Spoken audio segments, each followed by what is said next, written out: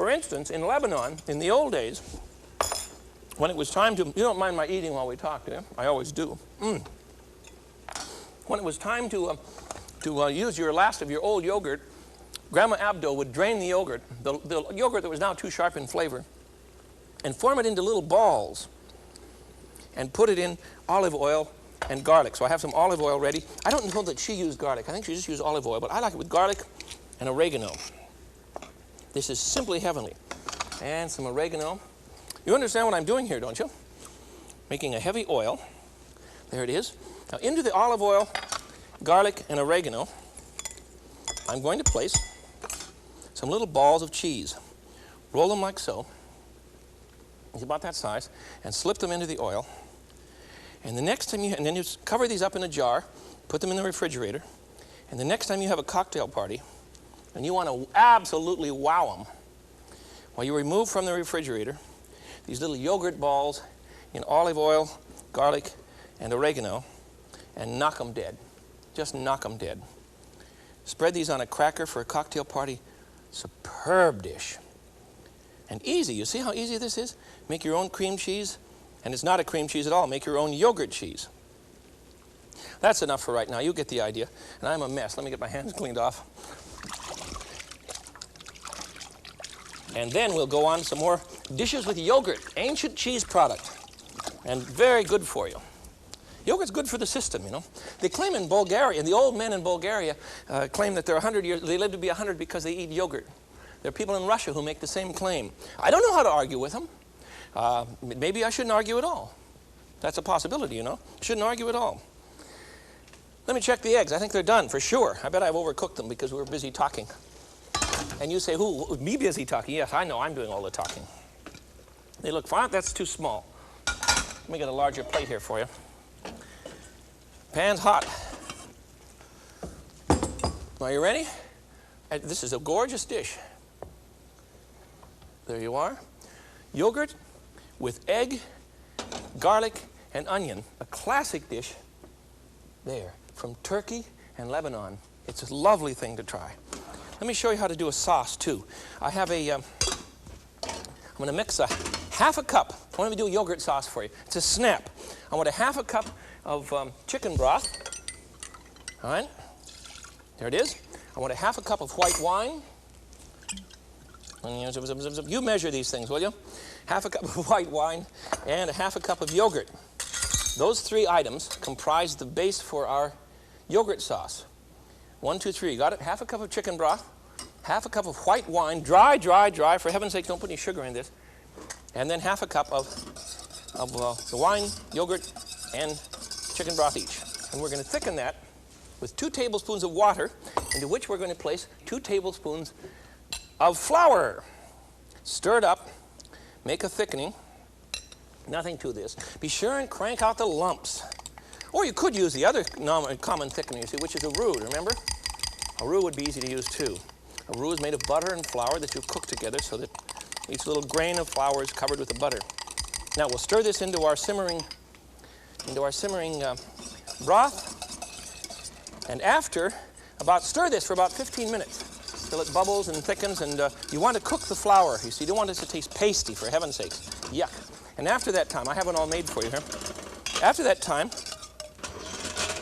you wind up with a sauce that's very thick and rich, you see? Isn't that beautiful? This is a classic yogurt sauce. Let me taste this. Sometimes I put pepper in this. I wouldn't dare put a thing in it. What do you use it for? Funny you should ask. Here's a chicken. It's great on chicken. It's great on vegetables. It's great on meats. In short, this is a colossal sauce made of yogurt. And it's easy to do. Half a cup of chicken broth, half a cup of white wine, and half a cup of yogurt cooked together with 2 tablespoons, mixed with 2 tablespoons of flour, 2 tablespoons of water. Whip it up, and you've got it all set. Be sure and cook it for 15 minutes. All right? There you have them. Now, let me go back to, if you're a heart patient, and I am, that is to say, I've been told to cut down on animal fat, and it nearly killed me because it meant that I had to give up chocolates. I'll make a confession to you that I've never made before. I have been known to sit in bed at night and eat an entire pound of first quality chocolates along with beer. Can you believe it? Everyone thinks I'm crazy, but it's just one of my hang-ups. And when I was told I couldn't have chocolates, you know, not very often, I had to develop this recipe, and I'll share it with you right now. It's a classic for the heart patient. I'm going to place in my bowl here, I'll grab a paddle, some of my cheese. There we are. And I'm going to add a bit of sugar, white sugar. Do this to taste. Now, what I want to do is make chocolates. A little bit of sugar. You can add a smidgen of vanilla if you like. You can add a smidgen of coffee if you like. But what I'm going to do right now is to simply stir in some chocolate powder. Good cocoa. Good quality cocoa. Don't use cheap stuff. It just won't work.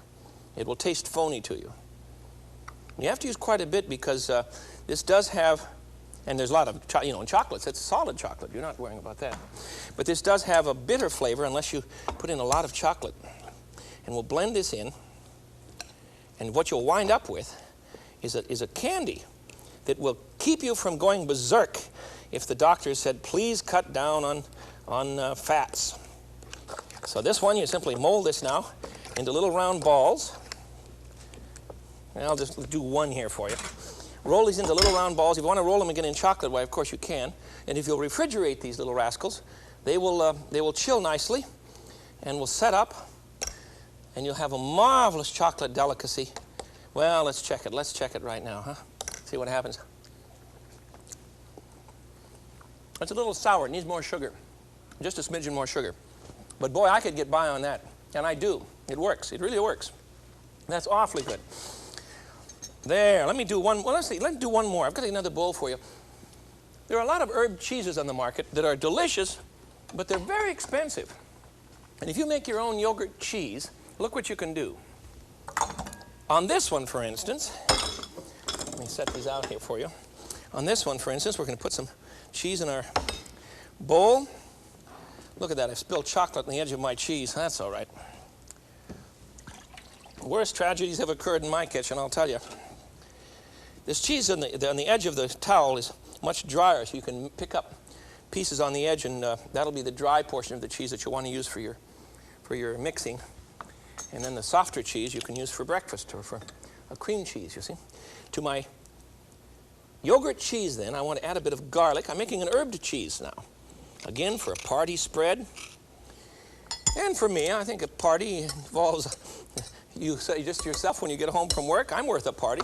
And it certainly involves my wife and my boys. A bit of parsley, garlic, parsley to the cheese. Let's add some oregano. I'm trying to mimic a well-known cheese product that you've already caught on to me. Comes from France. It's very expensive. Basil, oregano, and a shot of thyme. There you are. Got it? Okay. Basil, thyme, oregano. Then I've added a little bit of parsley and some garlic. I need another spoon here. We'll stir this up and have a colossal spread. And everyone will ask you for the recipe and wonder why you're so clever. The one ingredient we need now is pepper, tons of pepper. Perhaps some salt.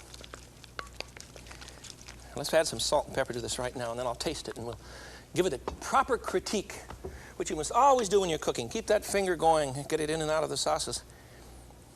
Met a fellow down at a restaurant here in Chicago the other night who was the sauce chef. And he went around with his finger in his mouth all of the time. I couldn't understand him. That's how he was taught to cook. He tastes everything before he will dare let it come to your table. And that's the mark of a good cook. And you should do the same. If you just guess at things and then let them kind of roll into the dining room, you're in for trouble. You're in for trouble. You and I want to taste and taste and taste, and then we'll know. And we'll also learn. There. Now I'm going to put this, it looks rather unattractive, smeared around this big bowl, doesn't it? Let me taste this first, and then I'll put it in a little container that would be suitable for our buffet. Hey, the French cheese merchant is going to eat his heart out. This is very, very delicious. It will taste better, of course, after the herbs have time to absorb some moisture and come alive again. I'm going to spread this in a little ramekin, or you can use a Chinese teacup, and we'll put a little bit of parsley on the top. There, isn't that terrific? It goes great on a cracker. It's a very good dish. Now, let me show you we didn't roll these in oil. I want you to understand that the balls must be put in a jar. Remember the balls we made here? You must put these in a jar and cover them with oil, and they will keep for about 3 weeks. And of course, they will continue to ferment. There you are. They'll ferment for a long time, and they'll sharpen in flavor, and they'll absorb the garlic, and you'll have a wonderful, absolutely wonderful thing. That's a whole bunch of cheeses. Now, the other thing that I should probably tell you about is something that I didn't have time to make, and I'll tell you why. It takes 3 months to make this dish. There is a dish in Lebanon called kishk, K-I-S-K, kishk. And it is made by using Bulgar wheat in a crock, and you pour in yogurt every day until the Bulgar wheat can no longer absorb any more yogurt. And you stir it and stir it and stir it, and after about 10 days, it turns into, I don't know what to say. Everyone in the neighborhood knows you're making it. Honest to God, the stench is incredible. It's a very sour cheese. And then when it's after the 10 days, you see, you take it out of the crock and you spread it on a bed sheet in the sunlight and let it dry there for 3 or 4 days. That's why it's hard for me to make that in Tacoma, Washington, because I don't get enough sunlight that many days in a row. But after if it begins to dry out, you break it up in your hands. The grains, you see, return to their original shape. And then you grind it in a flour mill. And then eventually in the wintertime, after you age that for 3 months, in the wintertime, you mix it with a little bit of water and lamb and garlic, and it turns into something, the consistency of cream of wheat. And that is eaten with the fingers, along with olives and cucumbers and some other vegetables, you see. It's a way of preserving things for the wintertime, and that is how yogurt was discovered. It's used in that dish for preserving the wheat, you see. It's a marvelous way of holding us through the winter. When there's enough milk around, fine, we make cheese. And in our time, the idea of making cheese, which came from the desert, has spread to most Western cultures. Tribes that go back 1,000 years marched into Switzerland with a cheese starter, the Helvetians, and developed what we call Swiss cheese. They were into France. Cheeses come from all over the world, and America makes some very good cheeses. We should give them a fair shake. Marvelous things. Cheese from yogurt, cheese from yeast, along with wine and bread, and you and I are in good shape. So today I've made yogurt for you by the gallon. We prepared yogurt with eggs, which is a Middle Eastern dish, a little garlic and a little onion. We prepared a yogurt sauce that we poured over a chicken. We prepared an herbed cheese that we placed in a little crock here for a little garlic and lovely herbs. We prepared the yogurt balls packed in olive oil and garlic. And finally, we made a dessert for you out of yogurt with chocolate in it. That can also be used as a cake icing. There it is. Talk about versatile. I think this stuff is terrific. So make some and enjoy yourself. Keep the tartness down by not keeping your starter too long, and you'll be in good shape. I'm glad we could cook today. Until I see you again, this is the Frugal Gourmet. I bid you peace. Bye-bye.